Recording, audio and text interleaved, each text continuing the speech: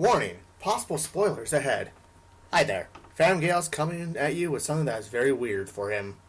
A review, Dragonball Xenoverse, and I must say, the last time I enjoyed something in this franchise was Budokai 3. In this review, I won't let my bias towards the series cloud my judgment. There will be both the good, the bad, and my opinions. First up, let's start with the pros. The game, as many would call a retelling of the story, but it gives an interesting twist, which I like to call Doctor Who mashup with Dragon Ball. Yes, it is the same story, but you're trying to preserve the timeline. One major point that got me hooked was the opening, on how you are the main character. Just like you were in Halo Reach, in which you got to design the character to be. Character creation is an enjoyment for myself, and will be for others who like RPG elements. From 5 different races to different selections, the ideas are unlimited.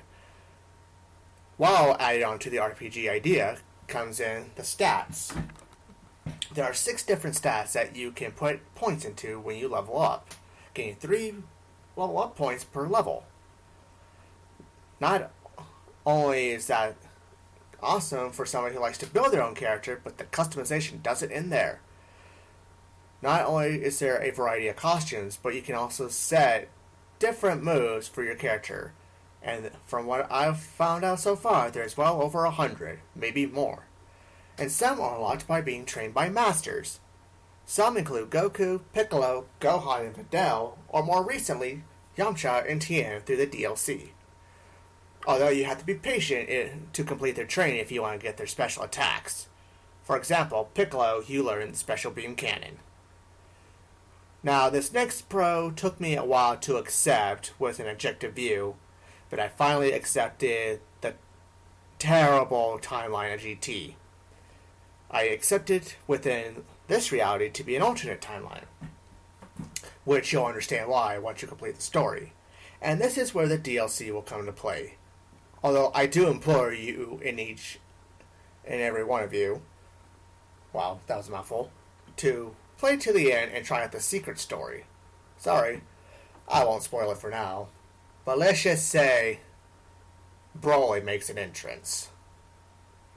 Now, being a DBZ fan, it was semi-hard to find cons, and some of them were too easy to ignore. One of the most annoying things about the game is the random factor for the parallel missions. In order to Z-rank some of them, there is a chance that the ultimate finish condition will pop up. What this means is, you're playing through a mission, you're doing so good, you get the main objective, and the second objective completed, but then the random chance comes in to see if you'll get the last requirement. And sometimes it won't come up. Speaking of these missions, as some of you will learn, protection quests can be sure of a bitch. I'm looking at you, Krillin. While on the quest train, something I like to think was a little silly was on how one collects the Dragon Balls. Instead of searching for them with your scouter, you are rewarded to you by beating fellow patrollers, which ironically enough are other people's character creations. While the quest does have its flaws, some of the NPC engines are a hair ripper, if you know what I mean. From constant key blast spamming to running away, it makes it difficult and frustrating to try to Z-rank certain missions. But all in all, missions are always fun in the long run.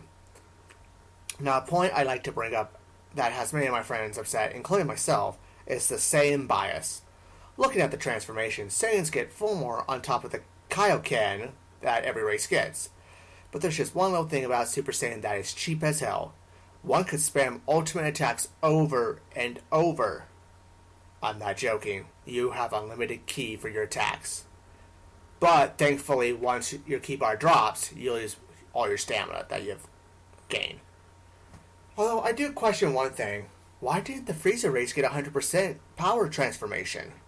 Who knows? Hopefully it'll be in a future DLC pack that is yet to be announced. To my final point, which is both a pro and a con, character models. While I understand it's necessary to keep the game running smooth, it was also a letdown that we couldn't change forms in Frieza's race or change our hair for Super Saiyan. This game has its ups and downs, and I would give it a high score with a very high replay value. Just remember, this is an opinionated review, and much truthfully than a big name review like IGN, Game Informer, and etc. Well, I just might leave Tom from Toonami out of it.